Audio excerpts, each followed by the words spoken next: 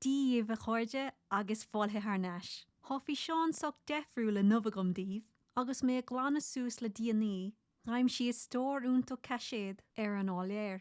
Blianta ó hin, díon me gadó tape hafide dem scíal. De scream of am díalin, agus I ag taistil go Vietnam, sna nócadaí, agus díon me gadó astrachan ar an nílan son. Do bhí gaelin álinn ag me gadó, bas Baile na nGall agus measam gur dhéan si an tafada so agus éis na hochtodí. So, gan na hiile muile, fágad fim gadó láirt fúm. Tam ag múine is gom náisiúnta le stili, le dráilí. Agus chuidas cad I meachta óndrin idichis. Leave of absence februar hugamide as Bierla. De frugus Toronto, Tishkawil Jahar, hum in de Groning Aun. Lelien en Amazon, de Wie, Korsen, Rum, Orhali, Hanai, Jacqueline O'Mahona. Greve adapting the Antike, Edward Lano, Vietnam. De verst is fein, Lano Dail, Satirsin. Agus, de chuidas, Kapeshi, Persanta, Goeien, de Toer, dat is een hoederhuis, Mahon. Nu moet hier me, krijg me heen, gom de ranto. Een tjachel toe, la, de wehel. Nee, geef die een andere heer. La die aan de wehel. Doe wel eens een boy. Agus de frisjes, Hanai, Vietnam week, een show la doel. Laat me worden. Toen was fijn. Agus Jacqueline. Goede joorsbedel. Bech mij. Agus de beesjen. Een geedwer. En lage soel. Milano. En wie 3 la isje. Roeg I. In Caru la doel. We leend uit. Nager de hoentes rum. Leno. Afrikamach. Kotapi. Kan uit. Lesh. De wie vat Isrum. Onreich. Nun aanreich. Kacheni. Gertum. Maar hompelen. Een rev mochai peshi. De gert. Femmerthasten. Ik koch. Doe ik communist. Is Vietnam. Agus virum. De laal list de hoederhuis. Nier weentans. Gunjanen een wert. Moenemech. An chawir a fuiras o Jacqueline O'Mahona. Agus o Pepita MacGerald. Ineen de haar de Gerrit Fitzgerald. Bert a wie a gobir a Hanai. Wie zich nach an enig le Jacqueline. Agus heen goedie noorspeel. We gaan la, ik viegend in Milano. Ik hoop I fijn, agus pastien elle, is die, ik lief aan, ze waard, maar moran pastie. Nielen hoort tastel roodne, Hanai, a gewoon, tastel rohor bedoel je cyclo rohor wil tierofeg. Oude zater, gaan gach toort bagaste doper. Shehogen, kwip, na meide een tempel. Doe ik aan de bocht, is hij Vietnam. agus tá smí an chogaí le fiscin fós líomhethe na líine. De bhíon tálam gur bhfuil daoine sé dúnach lum san óspidéal. Do chuid an dochtúil an údnam chunas mar bhí an scéal ag me lenam. Gur do chalín boch ó sláin túil nar a pósta a saoíoch an lenam agus nar hastaigh withe an lenam a thuairtú Baile. Agus go raibhín creatúirín fáca a ggóil adapting nó dul go dtí an díl uchtlan an Orphanage. Tá éis beagán leitheanta do chórlaigh an dochtúil dom an lenamh a thuairt go dtí mo luaistíí. Tuisc ná cimad faoi san hóspil na páistí ach timpeall cúpla seachtain. Agus go méidís an san ag dul go dtí dílachtan, díl uchtlan. Ní heasta goim é seo dhéanamh. Mar an raibh mo fáipéirí I bheras fós.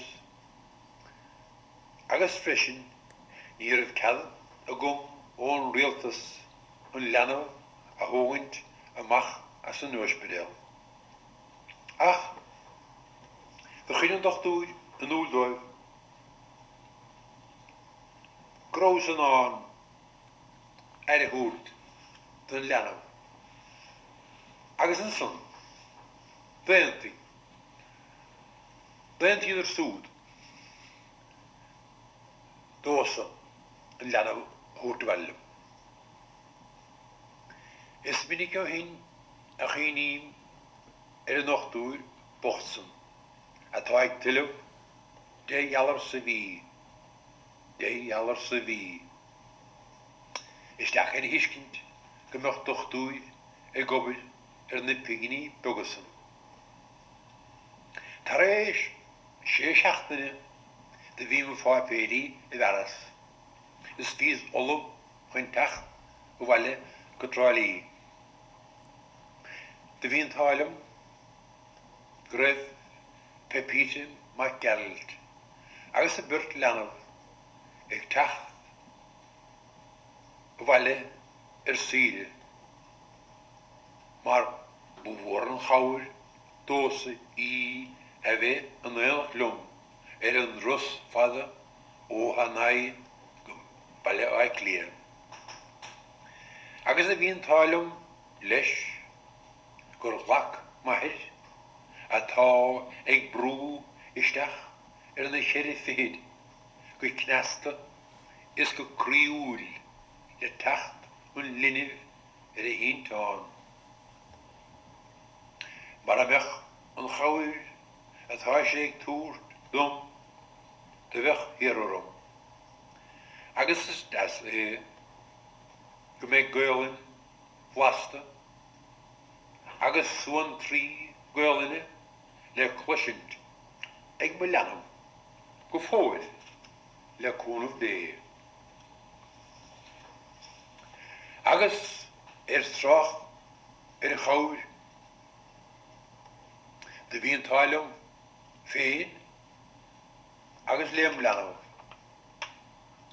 Gur bhuiras ben lách muintere a líon ben íoch na chúil ansa ó Baile rálaí a thugann aire de Úna-Minh fad a bhí ar scoil.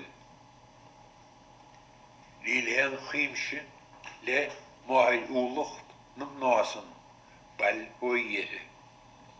Agus tá a fearcéile deirí agus a níon séran go ceanúil Úna-Minh.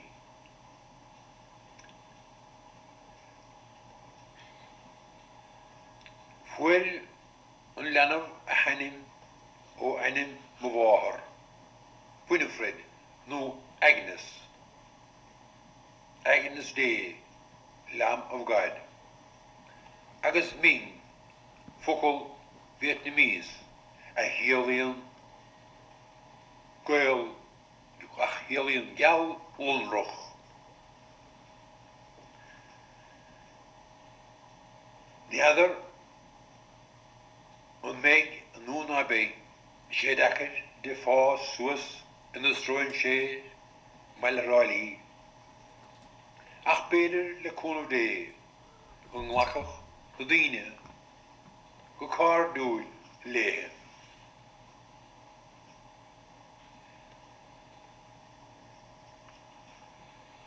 Tá éis agam go mbeidh sé, go mbeidh dachar chtaí Úna-Minh ag fá suas an sa in éireann. Tist nach bhfuil éon tist maith rinne, a bheith cá dúil daine den cultúr doranta. Ach déanad mu íhol í chinead ó bhil. Agus muinín a thuairte chun an bhart a dhéanamh pe bar a hisle a dheog sí ag fá suas in sa in éireann. Ceag glór le dia, tá Úna-Minh ag fá suas go sláin túil is go seabhrach. Agus fágus bhfuil mo héal inis ómpaí sí suas go húntach. Tá bé mu bhíon le blianta lena ba hógant. Agus tá súla diagam go bhacaigh dia an chláintagam chun Úna-Minh a hógant.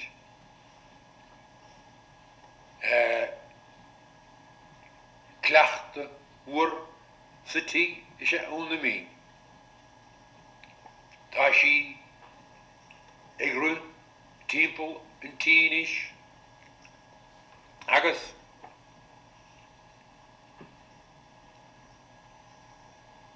is mór an chleachta do maithí.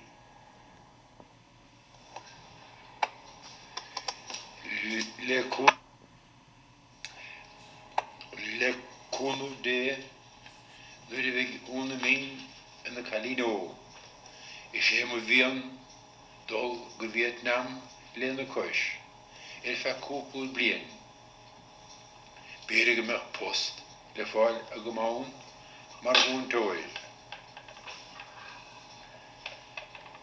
Bhailim freisin cí a thuairt ó Úna-Minh ólas stáil cultúr Vietnam. Tá anspéisiú gom cultúr hunt naithir, agus tásúla gom go mbeidh seansa gom beagán léthóireachta a dhéanamh Vietnam sa rathach mé ón ríis.